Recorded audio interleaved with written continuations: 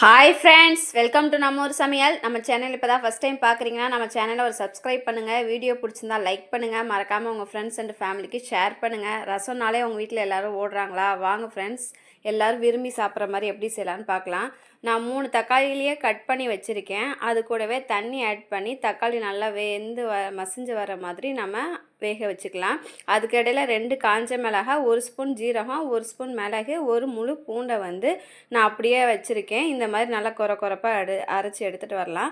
தக்காளி இப்போ நல்லா வெந்துருச்சு. நல்லா கையை வச்சு மசிச்சு விடுங்க. தக்காளி வந்து நல்லா பழமாக எடுத்துக்கோங்க. என்கிட்ட தக்காளி காயாக இருந்தனால கொஞ்சம் கஷ்டமாயிடுச்சு.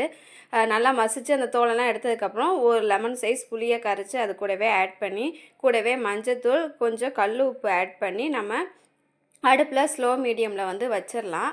அதுக்கு இடையில் ஒரு கடாயில் ஆயில் ஆட் பண்ணிவிட்டு உளுந்து ஒரு 4-5 வெந்தயம் மட்டும் ஆட் பண்ணிக்குவோம். இப்போ அரைச்சி வச்ச இந்த ஜீரகம், மிளகு எல்லாத்தையும் அது கூடவே ஆட் பண்ணி கொஞ்சம் பச்சை வாசனை போகிற வேலை நம்ம எண்ணெயிலே ஃப்ரை பண்ணி விடுவோம். இப்போ கொஞ்சோன்னு பெருங்காயத்தூள் வந்து ஆட் பண்ணிக்கலாம்.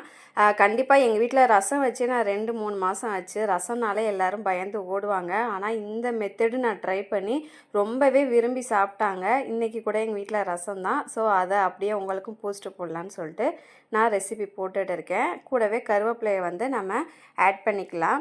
இப்போ இது எல்லாமே நல்லா வெந்து வந்ததுக்கப்புறம் இப்போ நம்ம கொதிக்க வச்சுருக்க அந்த தக்காளி கூட இதை ஆட் பண்ணிடலாம்.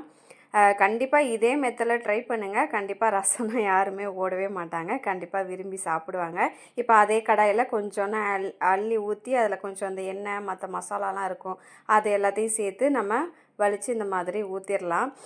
கண்டிப்பாக ட்ரை பண்ணுங்கள் ஃப்ரெண்ட்ஸ். ரொம்பவே நல்லாயிருக்கும். ரொம்ப டேஸ்ட்டாக இருந்தது. ஆல்ரெடி இந்த மெத்தடு நான் 2-3 டைம் ட்ரை பண்ணி வீட்டில் எல்லாருமே விரும்பி சாப்பிட்டனால தான் சரி உங்களுக்கும் யூஸ்ஃபுல்லாக இருக்குமே அப்படின்றனால தான் இந்த ரெசிபி நான் போட்டிருக்கேன். கண்டிப்பாக ட்ரை பண்ணி பாருங்கள்.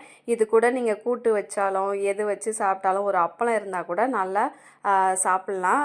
அந்தளவு ஒரு டேஸ்ட்டாக இருந்தது. கண்டிப்பாக நீங்களும் ட்ரை பண்ணி பார்த்துட்டு உங்களோட ஃபீட்பேக் எனக்கு சொல்லுங்கள். வீடியோ இப்போ தான் ஃபஸ்ட் டைம் பார்க்குறீங்கன்னா ஒரு சப்ஸ்கிரைப் பண்ணுங்கள். வீடியோ பிடிச்சிருந்தால் லைக் பண்ணுங்கள்.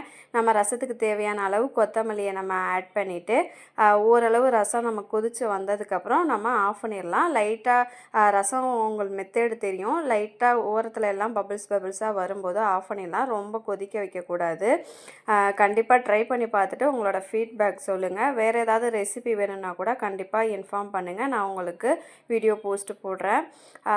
நம்ம சேனல் இது வரைக்கும் பார்க்குற எல்லாருக்குமே வந்து ரொம்ப ரொம்ப தேங்க்யூ. Thank you so much. இதே சப்போர்ட் எப்பயுமே கொடுங்க.